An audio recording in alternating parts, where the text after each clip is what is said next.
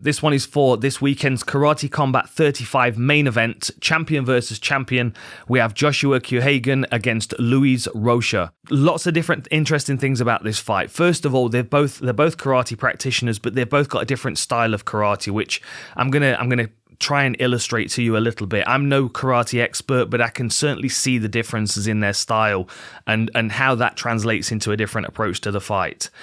Of course, champion versus champion. We have Quayhagen, who's the welterweight champion. So he is the slightly taller fighter at 5'10". So he's got a 3-inch height advantage and a 4-inch reach advantage over Luiz Rocha. Although the thing is with Quayhagen, he doesn't really use his reach as much. He is good at fighting on the outside, but he likes to close his opponent down and start digging those shots into the body, which it might make for a very fiery close-range fight, this. I'm excited to see how this plays out, because at the same time, we've seen Rocha in some fights hang back that very kind of Shotokan Machida style, where he's waiting for his opponent to move into range so he can snap them with that rear hand.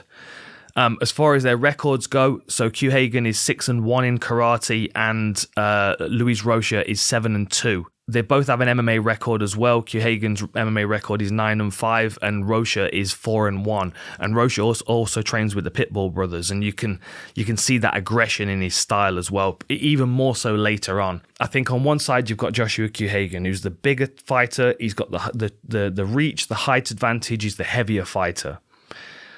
I expect him to be just as aggressive, but I think the smart thing to do would be to start off cautious and start trying to work that lead leg, because you know that Rocha's not going to be a fast starter. He's not going to come in blitzing off the get-go, or at least that's not what we expect. What I expect from Rocha is to play that game of this right hand's here ready as soon as you make the wrong move. And I think he's going to try and use that to keep Joshua kind of waiting on the outside. At the same time as that, though, he's going to be in that long stance, which is going to leave that lead leg vulnerable for those kicks. And if Quayhagen can take that lead leg away, it's going to make Luiz Rocha's movement in and out much more difficult, which means that when he does sprint forward, it's going to be easier for Quayhagen's to back away. And when Quayhagen's moves into attack, it's going to be more difficult for Rocha to back away. So then he can start working the body, and then he can start bringing Rocha's hands down even more, and then he can start coming around to the head. This is going to be a very, very fiery fight. Both of these guys are really highly skilled practitioners.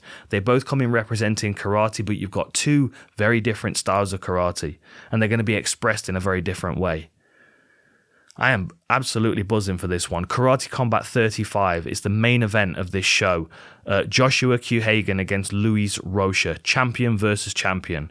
And the other thing to bear in mind as well, we've got the great Raymond Daniels making his Karate Combat debut on this one in the co-main event, so make sure you check this out as well. It's going to be a good one. Catch you next time.